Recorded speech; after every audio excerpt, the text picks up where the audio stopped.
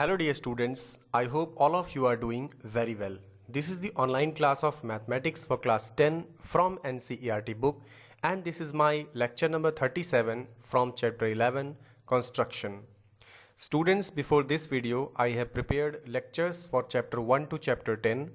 So if you have not watched the lectures of those chapters, then I request you to please go ahead and watch those lectures before watching this video. आज के इस video में हम construction chapter को discuss करेंगे और exercise number 11.1 को भी देखेंगे। तो आइए सबसे पहले हम इसमें जानेंगे division of a line segment. किसी लाइन सेगमेंट को किसी दिए गए रेशियो में किस तरीके से हम डिवाइड कर सकते हैं, किस तरीके से हम डिवाइड कर सकते हैं। देखिए क्लास 9 में आपने बहुत सारे बेसिक कंस्ट्रक्शन सीखे थे, like how to make a perpendicular bisector of a line, किस तरीके से एंगल बाइसेक्टर निकालते हैं, किस तरीके से कोई ट्रायंगल फॉर्म करते हैं, कुछ कंडीशंस दी हुई होती हैं, ठीक है, लाइक उनका पेरीमीटर दिया हुआ होता है तो ट्रायंगल बनाना होता है। तो ये सारी चीज़ें हम क्लास 9 में डिस्कस किए थे। अब हम क्लास 10 में ये सारा चीज़ देखेंगे कि किस तरीके से अगर हमें कोई लाइन दिया रहे तो उस लाइन को एक रेशियो में किस तरीके से हम डिवाइड करेंगे। ठीक है, तो कंस्ट्रक्शन 11.1 में दिया है to divide a line segment into a given ratio. मान लीजिए हमारे पास कोई लाइन है ए बी। इस लाइन ए बी को हमें 3:2 के रेशियो में डिवाइड करना है। ठीक है, फॉर एग्जांपल मैंने लिया 3:2 के रेशियो में हमें इस लाइन को डिवाइड करना है। तो इसको हम किस तरीके से डिवाइड करेंगे वो आइए हम आपको नोटपैड में करके दिखाते हैं। फॉर एग्जांपल मैंने क्या किया, सबसे पहले मैं एक लाइन ले लूँगा, एक स्ट्रेट लाइन है, इसका नाम मैंने लिख दिया ए बी। ठीक है, ये स्ट्रेट लाइन है ए बी। अब इसको हमें 3:2 के रेशियो में डिवाइड करना है। देखिए इसके लिए मैं क्या करता हूँ, सबसे पहले मेरा काम ये रहेगा कि एक मैं रे बनाऊँगा ए बी से एक्यूट एंगल ड्रॉ करते हुए, ए बी से एक्यूट एंगल फॉर्म करते हुए एक रे बनाऊँगा और इसका नाम रखूंगा ए एक्स। ठीक है, अब सेकेंड काम में क्या करूंगा, देखो यहाँ पे एक्यूट एंगल बन रहा है। एक्यूट एंगल का मतलब ऐसा एंगल जो 90 डिग्री से कम हो। ठीक है, अब मैं क्या करूंगा, मुझे 3:2 के रेशियो में डिवाइड करना है, तो सबसे पहले हम सम ऑफ रेशियो निकाल लेंगे। We find sum of ratio. क्या आएगा, 3+2। तो 3+2 इज इक्वल टू क्या होता है, 5 होता है। अब हम ए एक्स का जो रे है, ए एक्स को हम 5 पार्ट्स में डिवाइड करेंगे, 5 इक्वल पार्ट्स में डिवाइड करेंगे।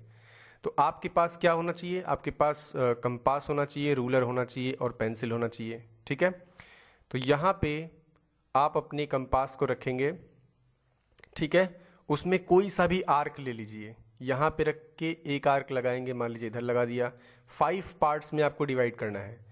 पहला कट यहाँ पे किया आपने, फिर सेम रेडियस लेकर के एक दूसरा कट लगाएंगे, फिर यहाँ पे रख करके इस पॉइंट पे, मान लीजिए पहला पॉइंट आपका A1 है, ठीक है, दूसरा पॉइंट A2 है, फिर आप A2 पे रखेंगे अपनी नीडल को और एक आर्क लगाएंगे यहाँ पे, ये A3 पे जाएगा। ठीक है, फिर आपने सेम रेडियस से एक आर्क और लगाया, वो हो गया A4, फिर आपने सेम रेडियस से एक आर्क लगाया, वो हो गया A5। क्लियर? इस तरीके से आपने क्या किया है, इस तरीके से आपने इस लाइन को 5 इक्वल पार्ट्स में डिवाइड कर दिया। ए एक्स को हमें 5 पार्ट्स इक्वल पार्ट्स लेना है, ए से लेकर के A5 तक। अब हमें क्या करना है, अब हम A5 को B से मिला देंगे, A5 को हम B से मिला देंगे। ठीक है, इसके बाद मिलाने के बाद हम क्या करेंगे, इसको मिलाने के बाद हम, चूंकि हमें 3:2 के रेशियो में लेना है, तो पहला रेशियो क्या है हमारे पास, पहला रेशियो 3 है। ठीक है, दूसरा रेशियो 2 है, यानी हम एक डिस्टेंस A3 तक लेंगे और दूसरा डिस्टेंस हमारा यहाँ तक हो जाएगा। तो देखो 3:2 का रेशियो हो रहा है। A से लेकर के अगर हम A से A1, A1 से A2, A2 से A3, तो ये 3 पार्ट्स हो गया। उसके बाद A3 से A4, A4 से A5, ये हो गया दूसरा पार्ट। ठीक है, तो अब हम क्या करेंगे, A3 से एक लाइन ड्रॉ करेंगे AB पर। ठीक है, A3 से एक लाइन ड्रॉ करेंगे AB पर, ये लेकिन ये जो लाइन हम ड्रॉ करेंगे वो A5B के पैरेलल होना चाहिए, A5B के पैरेलल होना चाहिए। तो पैरेलल लाइन कैसे ड्रॉ करेंगे, सबसे पहले हम कोई सा भी रेडियस लेंगे और A5 पे निडल रख करके किसी भी रेडियस से एक आर्क इस तरीके से लगाएंगे। ठीक है, अब सेम रेडियस से अपना निडल A3 पर रखेंगे और एक आर्क इस तरीके से लगाएंगे। क्लियर? अब हम क्या करेंगे, यहाँ पे जिस पॉइंट पे ये कट करता है इस पॉइंट पे हम निडल रखेंगे और यहाँ से ये जो कट हो रहा है इसका डिस्टेंस ले लेंगे, इतना रेडियस लेंगे। यानी जिस पॉइंट पे AX लाइन को कट हो रहा है इस पॉइंट पे और A5B लाइन को जहाँ पे ये कट हो रहा है, इन दोनों के बीच का डिस्टेंस ले लेंगे, इतना रेडियस लेंगे। अब इतना रेडियस ले करके हम यहाँ पर अपना निडल रखेंगे इस पॉइंट पर निडल रख करके कट ऐसे लगाएंगे इस तरीके से। तो हमारी इस पॉइंट को आप इस पॉइंट से मिला करके इस तरीके से लाइन ड्रॉ कर देंगे तो वो A5B के पैरेलल लाइन हो जाएगी। तो ये आपकी यहाँ पे मान लीजिए कट किया है लाइन। ठीक है, तो ये वाला जो पॉइंट होगा इसको कुछ भी पॉइंट मान लीजिए, ये P मान लीजिए है, तो ये जो P पॉइंट है AP तक आपका 3 हो जाएगा और P से B तक हो जाएगा 2। ये आपका 3:2 के रेशियो में डिवाइड हो जाएगा। अभी मैंने अंदाज से किया है इस तरीके से, जब आप रूलर की मदद से करेंगे, कंपास की मदद से करेंगे तो ये आपका और अच्छा बनेगा। क्लियर? अब आप ऐसे भी कर सकते हैं, मान लीजिए AB छोटा लाइन है। ठीक है, AB मान लीजिए छोटी सी लाइन है, यहाँ पे मैंने लिखा AB। अब हो सकता है कि आपका ये जो लाइन है AX जो रे है ये AB से बड़ा है। ठीक है, तब आप क्या करेंगे, अब आपने थोड़ा सा ज़्यादा का आपने ले लिया रेडियस, यहाँ पे पहला पॉइंट कट किया A1 आया। ठीक है, यहाँ दूसरा कट किया A2 आया, फिर यहाँ तीसरा A3, फिर A4, ठीक है, फिर A5, इस तरीके से आ गया। अब आप क्या करेंगे, B को A5 से मिला दीजिए। ठीक है, अब आपको 3:2 का रेशियो निकालना है, मतलब पहले 3 लेंगे A1 से लेकर के A3 तक, ये पहला होगा, फिर A3 से A5 तक दूसरा होगा। ठीक है, इसका मतलब A3 से हम एक लाइन ड्रॉ करेंगे AB पर, लेकिन वो लाइन A5B के पैरेलल होना चाहिए। तो पैरेलल कब होगा, हम सेम एंगल बनाएंगे। देखो, पहले हम A5 पे अपना निडल रखेंगे और कोई से भी रेडियस से एक आर्क ऐसे लगाएंगे, फिर उसी रेडियस से A3 से एक आर्क ऐसे लगाएंगे। ठीक है, फिर यहाँ पे निडल रखेंगे, इस पॉइंट पे निडल रखेंगे और इस पॉइंट का डिस्टेंस ले लेंगे, इन दोनों पॉइंट्स का आपस में डिस्टेंस ले लेंगे रेडियस, और इसी रेडियस से यहाँ पर निडल रख करके यहाँ पे निडल रख करके एक कट ऐसे लगाएंगे। ठीक है, ऐसे कट लगाने के बाद फिर हम इस पॉइंट को इस पॉइंट से मिला देंगे ऐसे।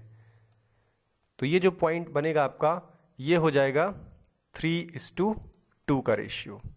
तो इस तरीके से हमने डिवाइड कर दिया। अब जस्टिफाई कैसे करेंगे, देखो जस्टिफाई करने का बहुत आसान तरीका है। जब हमने यहाँ पे मान लीजिए P पॉइंट है, ये क्या पॉइंट है P, तो जब हमने एक ट्राइंगल हमारे पास है ABA5, ये ट्राइंगल दिख रहा है सबको, AB और A5, this is the triangle. इस ट्राइंगल में A5B के पैरेलल एक लाइन है A3P, A5B के पैरेलल एक लाइन है A3P। तो अगर किसी ट्राइंगल में किसी साइड के पैरेलल कोई लाइन होती है, किसी ट्राइंगल में ABC में मान लीजिए अगर BC के पैरेलल कोई लाइन है तो यहाँ पर हम बेसिक प्रोपोर्शनैलिटी थ्योरम का यूज़ कर सकते हैं। ठीक है, और बेसिक प्रोपोर्शनैलिटी थ्योरम क्या होता है कि अगर इस ट्राइंगल में हम लगाएंगे ABA5, इस ट्राइंगल में बेसिक प्रोपोर्शनैलिटी लगाएंगे तो ये होगा A से लेकर के A3, मतलब A3 अपॉन A3 से A5, A3A5 is equal to AP और फिर PB, AP अपॉन PB। ये होगा कि नहीं होगा। अब A से लेकर के A3 तक हमने कितना यूनिट लिया है, 3 यूनिट लिया है, तो A3 की वैल्यू हम क्या लिख सकते हैं, 3 लिख सकते हैं, अपॉन A3A5 की वैल्यू कितने यूनिट है, 2 यूनिट्स की है, क्योंकि हमने 3:2 के रेशियो में लिया है, तो अपॉन 2 हो जाएगा। इस तरीके से हमारा जो AP अपॉन PB का रेशियो है ये भी 3:2 आ गया, और यही हमें करना था, AP अपॉन PB हमें 3:2 दिखाना था और वही आ गया। तो इस तरीके से आप जस्टिफाई भी कर सकते हैं। पूरा कंप्लीट प्रोसेस देखने के लिए आप यहाँ पे देख सकते हैं। ठीक है, यहाँ पर आप देख करके पूरा लिखा हुआ है, तो ये भी आप नोट करना है आपको। कंस्ट्रक्शन इस तरीके से लिखेंगे, कंस्ट्रक्शन 11.1 ये वाला फिगर बनाएंगे सब लोग और ये पूरी चीज़ लिखेंगे यहाँ पे, ठीक है। कंस्ट्रक्शन का प्रोसेस लिख लीजिए। उसके बाद जस्टिफिकेशन कैसे लिखना है, जस्टिफिकेशन आप इस तरीके से लिख सकते हैं, वो मैंने आपको समझा दिया है, बस आपको ये नोट करना है, लिखना है। अब इसका एक ऑल्टरनेटिव मेथड भी होता है, इसका एक दूसरा मेथड भी होता है इस चीज़ को करने का, वो भी मैं आपको समझा देता हूँ। तो वो भी आपको नोटपैड पे समझा देता हूँ। आइए देखते हैं। जैसे मान लीजिए कि आपके पास एक पॉइंट है, एक लाइन है ए बी। ऑल्टरनेटिव मेथड बता रहा हूँ, दूसरा तरीका। मान लीजिए ये आपका लाइन है ए बी। तो अभी हम क्या करेंगे, मैंने एक रे ड्रॉ किया इस तरीके से एक्यूट एंगल बनाते हुए। इस रे का नाम है ए एक्स। अब मैं इसी रे के पैरेलल, ए एक्स के पैरेलल ही एक बी से रे ड्रॉ करता हूँ। ए एक्स के पैरेलल ड्रॉ करने का मतलब, सबसे पहले किसी एंगल के सेम एंगल दूसरा बनाना कैसे बनाएंगे, पहले हम कोई सा भी रेडियस लेकर के एक आर्क लगाते हैं। तो फिर हमने भी बी पॉइंट पर निडल रखा और एक आर्क ऐसे लगा दिया, ठीक है। फिर इन दोनों के बीच का डिस्टेंस, यानी इस पॉइंट का और इस पॉइंट का, इन दोनों के बीच का डिस्टेंस लिया और फिर यहाँ से हमने कट लगा दिया इस तरीके से, ऐसे कट लगेगा। तो ये आपका इस तरीके से इसके पैरेलल हो जाएगा ऐसे। तो ये मान लीजिए ये बी वाई रे है, ठीक है। अब ए एक्स और बी वाई ये दोनों एक दूसरे के पैरेलल हो गए। अब यहाँ पे आपको क्या करना है, हमें 3:2 का रेशियो लेना है। तो ए एक्स पे हम 3 इक्वल पार्ट्स करेंगे।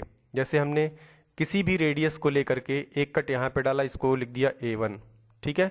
उसके बाद A1 पे रखा निडल, फिर एक कट लगाया A2, फिर A2 पे रखा निडल, एक कट लगाया, यहाँ पे A3 आ गया, ठीक है। इसी तरीके से सेम रेडियस, यानी A से A1, A1 A2, A2 A3, यही सेम रेडियस रहेगा B पर हम करेंगे।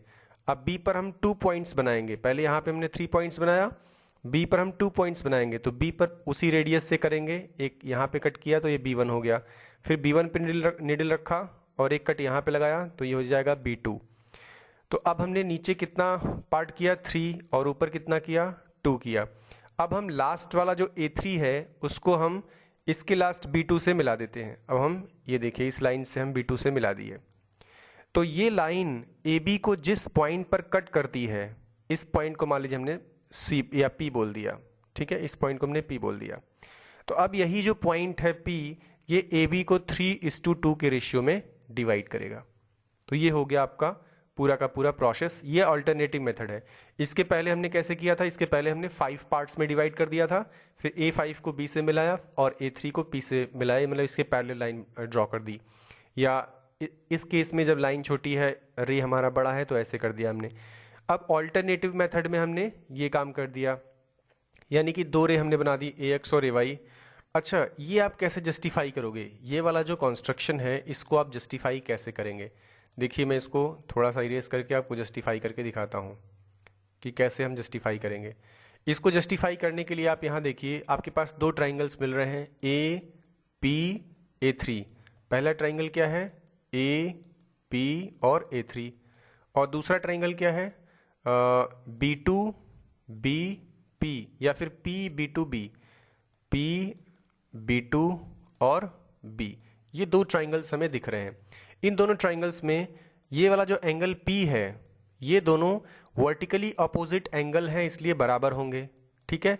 उसके बाद AX जो है वो BY के पैरेलल है। AX is parallel to BY। तो अगर ये पैरेलल लाइन है तो एंगल A और यहाँ पे एंगल B ये आपस में बराबर होंगे।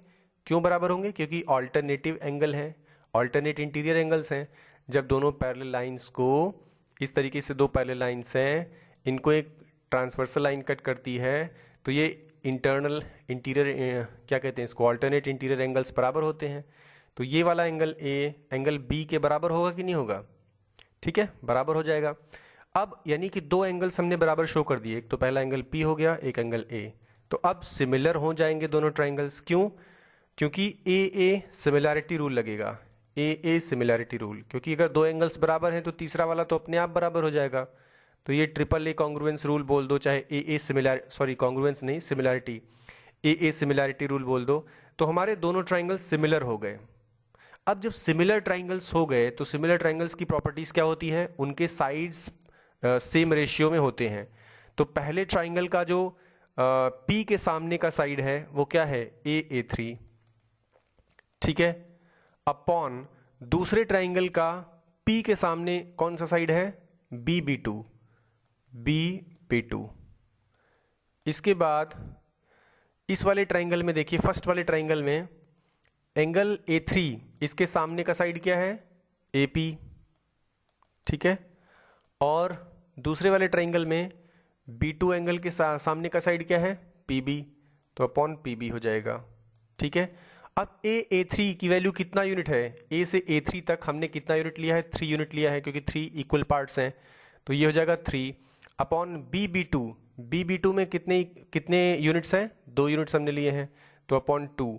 इसका मतलब AP अपॉन PB कितना आ गया, 3/2।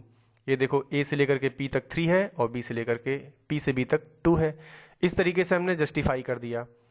इसका भी जो जस्टिफिकेशन है वो हमने यहाँ पर दिया हुआ है, यहाँ पे आप देख सकते हैं। क्लियर, जस्टिफिकेशन इस तरीके से आपको लिखना है। ऑल्टरनेटिव मेथड इस तरीके से लिखेंगे, इसका ये तरीका होता है। ये आपको फिगर बनाना है और यहाँ पे जस्टिफिकेशन दिया गया है, ये आपको लिखना है। अब इसमें एक क्वेश्चन आता है कि किसी गिवन ट्राइंगल के सिमिलर ट्राइंगल्स को कंस्ट्रक्ट करना। ये आपके सिलेबस से हटा दिया गया है। जो 30% सिलेबस रिवाइज हुआ है उसमें construction of triangle similar to a given triangle, ये चीज़ हटा दिया गया है, ठीक है। ये एग्जाम्पल नंबर 1 मैं केवल आपको समझाने के लिए बता रहा हूँ, ये आपको करना नहीं है, केवल आप समझ लो। अगर आपको आगे मैथमेटिक्स पढ़नी है तो इसको आप केवल समझ लो, बहुत ईजी है। इसमें कह रहा है कि construct a triangle similar to a given triangle ABC with its sides equal to 3/4 of the corresponding sides of the triangle ABC। यानी हमारे पास एक ट्राइंगल दिया है A, B और C। इस ट्राइंगल के सिमिलर एक हमें ट्राइंगल बनाना है, और वो ट्राइंगल, जो नया ट्राइंगल हमें बनाना पड़ेगा सिमिलर वाला, वो जो ओरिजिनल ट्राइंगल है इनके साइड्स का 3/4 रहेगा। यानी नया ऐसा ट्राइंगल बनाना है जिसका हर एक साइड ओरिजिनल ट्राइंगल के करस्पॉन्डिंग साइड्स का 3/4 होगा, ठीक है। तो यहाँ पे हमें दिया रहेगा ABC एक ट्राइंगल है। सबसे पहले हम क्या करेंगे, हम एक इस तरीके से एक्यूट एंगल बनाता हुआ, मान लीजिए हमारे पास ये ट्राइंगल है ABC, तो B पॉइंट से एक्यूट एंगल बनाता हुआ एक रे ड्रॉ करेंगे BX। ये एक्यूट एंगल बना रहा है BC से, तो हमने BX नाम का एक रे ड्रॉ किया। इसके बाद चूंकि हमें 3/4 लेना है, स्केल फैक्टर हमारा 3/4 है, ठीक है, इसलिए हम डिनोमिनेटर में जो भी रहेगा उतने पार्ट्स में इस रे को कट करेंगे, इक्वल डिवीजन करेंगे। तो हमने कोई सा भी रेडियस लिया, B पे रखा निडल और एक आर्क लगाया B1 पे, फिर B1 पे रखा, एक आर्क लगाया B2 पे, सेम रेडियस रहेगा। फिर B2 पे निडल रखा, एक आर्क लगाया B3 पे, फिर B3 पे निडल रखा, एक आर्क लगाया B4 पे, ठीक है। अब हम B4 को C से मिला देते हैं, ठीक है, B4 को हमने C से मिला दिया। अब हम क्या करेंगे, चूंकि हमें 4 में से 3 पार्ट्स को लेना है, 4 में से 3 पार्ट्स को लेना है, तो नीचे देखिए 1 2 3 4 है, 3 पार्ट्स कहाँ तक होगा, B3 तक होगा। तो हम B3 से एक लाइन ड्रॉ करेंगे BC पर, जो कि B4C के पैरेलल हो, B4C के पैरेलल हो। तो B4C के पैरेलल लाइन बनाने के लिए क्या करेंगे, एक आर्क लेते हैं, एक रेडियस लेते हैं, इस तरीके का एक आर्क लगाएंगे, सेम रेडियस से यहाँ पर भी आर्क लगाएंगे, ठीक है। फिर यहाँ से इस पॉइंट से इस पॉइंट तक का एक के बीच का जो डिस्टेंस है उतना रेडियस लेकर के यहाँ पे नीडल रख करके एक आर्क ऐसे लगा देंगे, और फिर B3 को यहाँ पे मिलाएंगे, तो ये किसी पॉइंट C' पे कट करेगा, ठीक है। BC को किसी पॉइंट C' पे कट करेगा, इसका नाम दे देंगे C'। अब हमारा क्या काम रहेगा, अब AC के पैरेलल एक लाइन ड्रॉ कर देना है, C' से होता हुआ, इस C' पॉइंट से होता हुआ एक लाइन ड्रॉ कर देंगे। थोड़ा हम क्लियर करके दिखा देते हैं। इस पॉइंट से AC के पैरेलल एक लाइन ड्रॉ करेंगे। तो पैरेलल कैसे ड्रॉ करेंगे, सबसे पहले यहाँ C पर निडल रखेंगे और कोई सा भी रेडियस लेकर के एक ऐसे आर्क लगाएंगे, फिर सेम रेडियस से C' पे रखेंगे, इस तरीके का एक आर्क लगाएंगे। अब यहाँ इस पॉइंट का और इस पॉइंट का डिस्टेंस नोट कर लेंगे, उसी से यहाँ पे नीडल रख करके एक ऐसे आर्क लगाएंगे और फिर इसको मिला देंगे। ठीक है, तो ये हो जाएगा कंस्ट्रक्शन ऑफ सिमिलर ट्रायंगल्स। अब ये सिमिलर ट्रायंगल्स हो जाएंगे। इसका जस्टिफिकेशन आप बुक में भी देख सकते हैं, वैसे ये आपके सिलेबस में है नहीं। तो 11.1 का जो एक्सरसाइज है इसमें यही दो चीज़ें हैं। पहला तो कंस्ट्रक्शन ऑफ सिमिलर ट्रायंगल्स है और दूसरा किसी लाइन को किसी दिए गए रेशियो में डिवाइड करना है। ठीक है, तो ये दो चीज़ें हैं। 11.1 एक्सरसाइज का जो क्वेश्चन नंबर 1 है केवल वही आपको करना है, क्वेश्चन नंबर मतलब 2 के आगे नहीं करना है, क्योंकि उसमें सिमिलर ट्रायंगल्स के कंस्ट्रक्शंस दिए गए हैं। तो 11.1 में केवल क्वेश्चन नंबर 1 आपको देखना है। अभी जो एक पॉइंट और है, construction of tangents to a circle, ये भी बहुत छोटा सा है, इसको भी देखना जरूरी है कि अगर हमारे पास कोई सर्कल दिया है, ठीक है, उसके बाहर एक पॉइंट है, सर्कल के बाहर एक पॉइंट है, तो इस पॉइंट से सर्कल पे हम दो टेंजेंट्स किस तरीके से ड्रॉ कर सकते हैं, किस तरीके से कंस्ट्रक्शन कर सकते हैं, ये भी बहुत इजी है, वो भी मैं आपको बता देता हूँ नोटपैड में। आइए देखते हैं। फॉर एग्जाम्पल हमारे पास एक सर्कल है इस तरीके से, ये देखिए,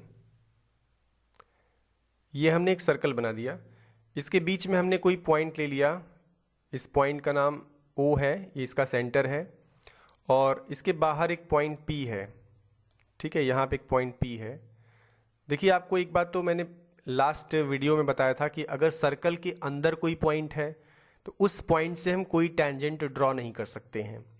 अगर सर्कल पे कोई पॉइंट है तो उससे हम केवल एक टेंजेंट ड्रॉ कर सकते हैं, और अगर सर्कल के बाहर कोई पॉइंट है तो उससे हम दो टेंजेंट ड्रॉ कर सकते हैं। ठीक है, तो अब हम वही यहाँ पे पॉइंट पी लिया है, हमें दो टेंजेंट ड्रॉ करने हैं। आइए देखते हैं कैसे करते हैं। सबसे पहले हम क्या करेंगे कि P से पॉइंट O को मिला देंगे, मतलब सेंटर को मिला देंगे। मिलाने के बाद क्या करेंगे स्टूडेंट्स, इस लाइन OP का परपेंडिकुलर बाइसेक्टर निकालेंगे।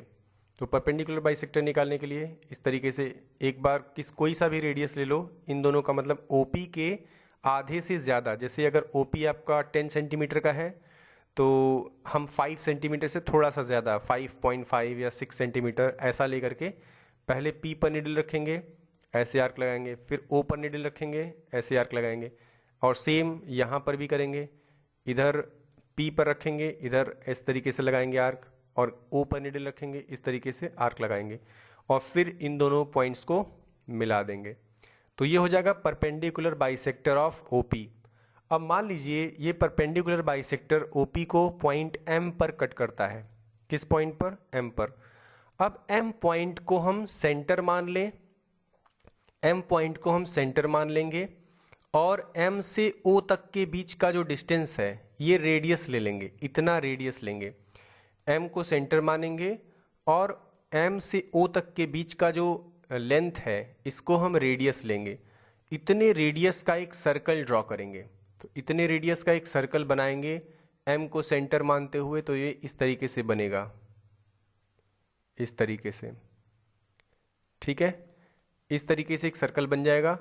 अब ये सर्कल हमारे ओरिजिनल सर्कल को दो पॉइंट्स पे कट करता है। पहला तो यहाँ पे कट कर रहा है और दूसरा यहाँ पे कट कर रहा है। तो इन दोनों पॉइंट्स को जो कट कर रहा है, मान लीजिए ये पॉइंट है Q और ये नीचे वाला पॉइंट है R। तो हमारे पास दो पॉइंट्स मिल गए। अब हम P को पहले Q से मिला दें, P को हम Q से मिला दें, ये पहला टेंजेंट हो गया। फिर P को हम R से मिला दें, ये हमारा दूसरा टेंजेंट हो गया। ठीक है, इस तरीके से हमने टेंजेंट को ड्रॉ कर लिया। तो सबसे पहले हमें क्या करना पड़ा, सबसे पहले हम पॉइंट P को उसके सेंटर O से मिला दिए, फिर उसका हमने परपेंडिकुलर बाइसेक्टर निकाला। परपेंडिकुलर बाइसेक्टर इसको मान लीजिए पॉइंट M पर कट कर रहा है, M मिडिल पॉइंट है, तो M को सेंटर मानते हुए और MO का जो लेंथ है उतना रेडियस लेकर के एक सर्कल ड्रॉ किया है। इस सर्कल ने ओरिजिनल सर्कल को दो पॉइंट्स पे कट किया, पहले Q पर और फिर R पर कट किया। ठीक है, दो पॉइंट्स पे कट कर रहे हैं और इन्हीं दो पॉइंट्स को हम P से मिला देंगे, यानी PQ और PR, ये दो टेंजेंट्स हो जाएंगे। पहला टेंजेंट PQ, दूसरा टेंजेंट PR। ये हो गया कंस्ट्रक्शन। अब आप इसको जस्टिफाई कैसे करेंगे, देखो जस्टिफाई करने का बहुत इजी तरीका है। हम कैसे ये बता सकते हैं कि किसी सर्कल का ये टेंजेंट है? हम कैसे बता सकते हैं, कैसे पता चलता है? वो हमें तब पता चलता है कि अगर इस सर्कल का जो रेडियस है, ये रेडियस, ये देखो ये रेडियस है सर्कल का, अगर ये रेडियस और इस टेंजेंट के बीच में 90 डिग्री का एंगल बन जाए तो हम कहते हैं कि ये टेंजेंट है। यानी कि अगर कोई सर्कल है, उसका ये रेडियस है, अब एक ऐसी लाइन हम ड्रॉ कर दें इस सर्कल पे, एक ऐसी लाइन जो कि रेडियस के परपेंडिकुलर हो, यानी कि जो रेडियस से 90 डिग्री का एंगल बनाता हो, तो उस लाइन को हम बोलते हैं कि वो टेंजेंट होगी। क्लियर हुई बात? इसी तरीके से हम यही कॉन्सेप्ट यहाँ पर भी लगाएंगे। अगर हम ये प्रूव कर दें कि ये जो पी क्यू है, ये पी क्यू और ओ से क्यू तक का एक लाइन अगर हम ड्रॉ करें, ओ से क्यू तक की, ये आपका रेडियस होगा। ओ क्यू तो आपका रेडियस हो गया ना, हमारा ओरिजिनल सर्कल का रेडियस ओ क्यू है। तो अगर हम कहीं से ये प्रूव कर दें कि जो ओ क्यू है this is perpendicular to P Q, तो हमारी बात बन जाएगी। तो पी क्या हो जाएगा, पी क्यू क्या हो जाएगा, टेंजेंट हो जाएगा। अब देखो, अब हम अपने न्यू सर्कल को देखते हैं, जो हमारा न्यू सर्कल बना है। इस न्यू सर्कल में एम आपका सेंटर है, पीओ क्या है, ये आपका एक प्रकार से डायमीटर है, ठीक है, ये आपका डायमीटर है। तो अगर हम इस आर्क को कंसीडर करें, ये देखिए आपका एक आर्क बन रहा है ओपी आर्क इस सेंटर पर कितने डिग्री का एंगल बनाता है? सबको पता है कि यहाँ पे 180 डिग्री का एंगल फॉर्म होता है, ठीक है, 180 डिग्री का एंगल फॉर्म होता है। पीओ ये आर्क सेंटर पर कितने डिग्री का एंगल फॉर्म करता है? 180 डिग्री का एंगल फॉर्म करता है। अब यही पीओ जो हमारा जो आर्क है, ये सर्कल के सरकमफेरेंस पर भी एक एंगल ड्रॉ कर रहा है। तो आपने 9th में एक थ्योरम पढ़ा था कि किसी सर्कल में अगर कोई आर्क सेंटर पर जो एंगल ड्रॉ करता है, उसी आर्क द्वारा अगर सरकमफेरेंस पे कोई एंगल ड्रॉ होता है तो वो उसका आधा होता है। जैसे ये 2 थीटा है तो ऊपर वाला थीटा होगा, ठीक है। तो अगर ये पीओ मिल करके एम पर 180 डिग्री का एंगल बना रहे हैं, तो पीओ मिल करके यहाँ पर हमेशा कितने का एंगल बनाएंगे? 90 डिग्री का एंगल बनाएंगे, ठीक है। और दूसरा तरीका ये भी आप बोल सकते हैं कि the angle of the semi circle is always 90 degree. यानी कि अगर आपके पास कोई सेमी सर्कल है, तो सेमी सर्कल में अगर कोई भी इस तरीके से एंगल फॉर्म हुआ है तो वो हमेशा 90 डिग्री का ही होगा। क्यों होगा वो मैंने बता दिया, क्योंकि ये आर्क सेंटर पर 180 डिग्री का एंगल फॉर्म करता है, तो सरकमफेरेंस पे 180 का आधा करेगा यानी 90 करेगा। क्लियर हो गई बात? तो इस वजह से यहाँ से हमारा जस्टिफाई हो जाता है। तो अब पी क्यू और ओ क्यू ये परपेंडिकुलर हो गए, तो जब परपेंडिकुलर हो गए इसका मतलब पी क्यू क्या है? It is a tangent for the original circle. इस तरीके से आपने देख लिया कि हम कैसे टेंजेंट्स को कंस्ट्रक्ट करते हैं, ठीक है। आई होप ये आपको क्लियर हो गया होगा। तो आज हम यहीं तक करेंगे। 11.2 एक्सरसाइज जो है आपका 11.2 एक्सरसाइज, उसके क्वेश्चंस को आप सॉल्व करके देखिएगा। तो अभी आपका जो वर्क है वो इन सब का जो भी मैंने कॉन्स्ट्रक्शंस बताया सब लिखने हैं, आपको फिगर बनाने हैं, ठीक है। 11.1 का जो पहला क्वेश्चन है उसको आपको सॉल्व करना है। 11.2 में आप कोशिश करना क्वेश्चन नंबर 1 से लेकर के क्वेश्चन नंबर 3 तक सॉल्व करने का कोशिश करना, 1 2 3, ठीक है। क्वेश्चन नंबर 1 से क्वेश्चन नंबर 3 तक 11.2 का वो करके देखना, उसके बाद हम नेक्स्ट लेक्चर में करेंगे, ठीक है। तो आज हम यहीं तक करेंगे। Thank you and have a great day.